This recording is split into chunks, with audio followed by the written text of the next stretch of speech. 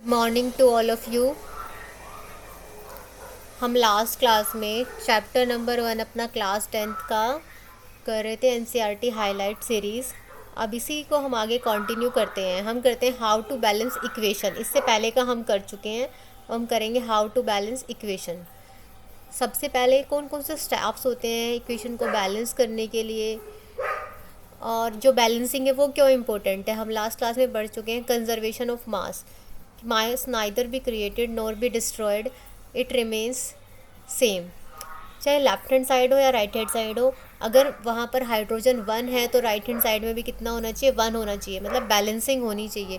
क्योंकि हमारा जो कंजर्वेशन रूल है उसके अकॉर्डिंग हम इम्बैलेंस फेज़ में नहीं कर सकते, क्योंकि हमारे नेचर में हमेशा क्या होता है, बैलेंसिंग फेज़ होती है, इक्विलिब्रियम फेज़ होती है, तो हम इसको इम्बैलेंस नहीं कर सकते हैं। हमारा जो रूल होगा वो कंजर्वेशन के ऊपर डिपेंड करेगा। हम क्लास 9th में चैप्टर नंबर 2 में भी पढ़ चुके हैं। केमिकल कॉम्बिनेशन के कुछ लॉज थे, उनमें भी रेशो, प्रोपोर्शन वाला और ये मास ऑफ कंजर्वेशन वाला, प्रोपोर्शनैलिटी, ये सब हम पढ़ चुके हैं। तो हमें बैलेंसिंग क्यों ज़रूरी है, अब उसके स्टेप्स कैसे करेंगे, अब हम वो पढ़ेंगे। सबसे पहले अपनी केमिकल इक्वेशन को लिखेंगे, जैसे हमने इसमें लिखी हुई है नाइट्रोजन प्लस हाइड्रोजन एरो और देन NH3। तो देखो N2 means nitrogen gas, H2 means hydrogen gas, 2NH3 means ammonium. अब देखो इसमें जो है नाइट्रोजन लेफ्ट हैंड साइड में रिएक्टेंट्स में कितने हैं, 2 हैं, और राइट हैंड साइड में भी कितने हैं, 2 है। उसके बाद हम हाइड्रोजन पे चलेंगे। हाइड्रोजन में 3 आगे है और 2 नीचे है, तो 3 2 जा 6 हाइड्रोजन है। और राइट हैंड साइड में भी कितनी हाइड्रोजन है हमारी, 2 3 जा 6। क्योंकि जो ये N के सामने 2 लगा हुआ है, ये पूरा मल्टीप्लिकेशन में है, ये N के साथ भी मल्टीप्लाई हो रहा है और H के साथ भी हो रहा है। इसका मतलब ये नहीं है कि सिर्फ N के साथ हो रहा है, नहीं, ये हमारे H के साथ भी मल्टीप्लाई हो रहा है। तो जैसे ही हम सामने लगते से मैथमेटिक्स में सॉल्व करते हैं क्वेश्चंस, तो अगर हम लिखते हैं x+3 फिर ब्रैकेट में फिर आगे 2 लगा देते हैं, तो वो 2x के साथ भी मल्टीप्लाई करता है और 3 के साथ भी करता है। तो सेम ऐसे हमने ब्रैकेट नहीं लगाई हुई है। अगर हम NH3 को पूरा ब्रैकेट के अंदर लिख दे, 2 बाहर लगाएंगे, तो देखो 2n के साथ भी मल्टीप्लाई होगा और h के साथ भी। तो हमें नीड नहीं है यहाँ पर ब्रैकेट लगाने की, ये हमारे रूल्स हैं। तो हम इसको विदाउट ब्रैकेट हम इसको सॉल्व करेंगे। हाँ, अगर आपको नहीं पता चलता है तो आप रफ में ब्रैकेट लगाकर सॉल्व कर सकते हैं। अब देखो ये हमारी इक्वेशन लिखी हुई है। अब हम चेक करते हैं ये बैलेंस्ड है या नहीं है। हम सेकंड स्टेप हमारा क्या होगा, count the number of atoms of each element. हम हर एक एलिमेंट के दोनों साइड्स में उसके नंबर ऑफ एटम को काउंट करेंगे। लेफ्ट हैंड साइड में भी n कितने थे, 2 थे, राइट हैंड साइड में भी 2 है, हाइड्रोजन भी 6 है और राइट हैंड साइड में भी हाइड्रोजन 6 है। इसका मतलब देखो 6 + 2 8, 6 + 2 8, both sides are equal.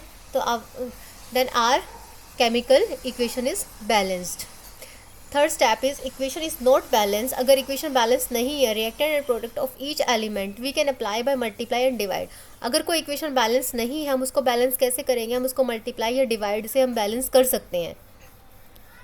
Fourth is hit and trial method. इस मेथड को हम हिट एंड ट्रायल मेथड बोलेंगे। अगर आपसे क्वेश्चन पुटअप किया जाता है जो हम केमिकल इक्वेशन को बैलेंस करते हैं तो वो कौन सा मेथड होता है, तो हम उसको क्या बोलेंगे, हिट एंड ट्रायल मेथड। हम इसमें multiplication and division both we can apply. तो ये हमारे बैलेंसिंग के कुछ स्टेप्स थे। जो बैलेंसिंग है उसके हम एग्जांपल्स करेंगे। हम एनसीईआरटी के जो क्वेश्चंस हैं वो भी सॉल्व करेंगे। सारे एनसीईआरटी के जो हमारे एक्सरसाइज के हैं और जो टेक्स्ट बुक वाले जितने भी क्वेश्चंस हैं वो सारे हम इसको इस सीरीज़ में, एनसीईआरटी हाईलाइट सीरीज़ में हम एनसीईआरटी का एक एक क्वेश्चन जो है सॉल्व करेंगे। तो उसमें हम बैलेंसिंग को के क्वेश्चंस भी सॉल्व करेंगे जो हमारे एनसीईआरटी में है। हम एनसीईआरटी का पूरी हाईलाइट लेकर चल रहे हैं, तो हम एनसीईआरटी का कोई भी क्वेश्चन जो है नहीं छोड़ेंगे। हम इसके नोट्स भी करेंगे, एनसीईआरटी के एक एक पॉइंट भी करेंगे, उसमें शॉर्ट नोट के फॉर्म में पढ़ेंगे। और इसके अलावा हम इसके जो क्वेश्चंस हैं, इन टेक्स्ट क्वेश्चंस और एक्सरसाइज क्वेश्चंस, हम उनको भी करेंगे।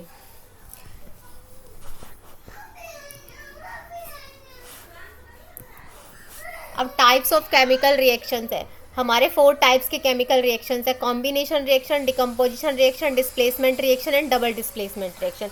हम ये 4 टाइप्स के रिएक्शंस जो है अपने में करेंगे चैप्टर में। सबसे पहले हमारा जो रिएक्शन आएगा वो आएगा combination reaction. Combination reaction, combination का मतलब होता है कंबाइन करना, मीन्स जोड़ना। द रिएक्शन इन विच 2 और more reactants combine to form a single product, 2 या 2 से ज़्यादा। रिएक्टेंट होंगे वो जुड़ जाएंगे तो वो क्या बनाएंगे, एक सिंगल प्रोडक्ट बनाएंगे। मीन्स प्रोडक्ट हमारा सिंगल बनेगा। रिएक्टेंट हमारे दो या दो से ज़्यादा भी हो सकते हैं, बट हमारा जो प्रोडक्ट होगा वो ओनली वन होगा।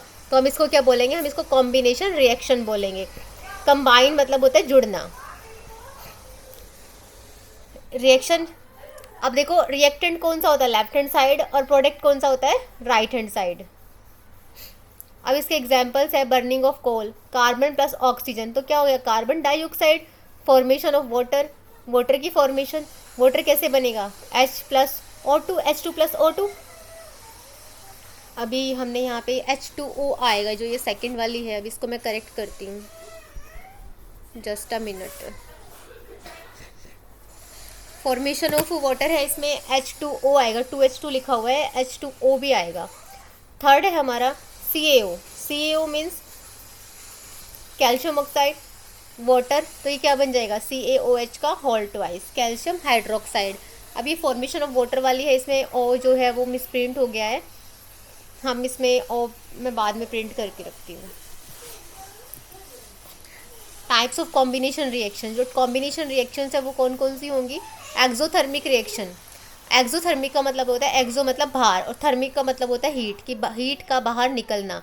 तो जिन रिएक्शंस में हीट रिलीज होगी और एक प्रोडक्ट भी फॉर्म होगा तो हम उसको क्या बोलेंगे, एक्सोथर्मिक रिएक्शन बोलेंगे। For example burning of natural gas, respiration, तो ये सब क्या है, एक्सोथर्मिक के एग्जाम्पल्स हैं। अभी हम यहीं तक करेंगे इन वाले को, फिर नेक्स्ट क्लास में हम decomposition reaction, displacement and double displacement reaction के टॉपिक्स करेंगे।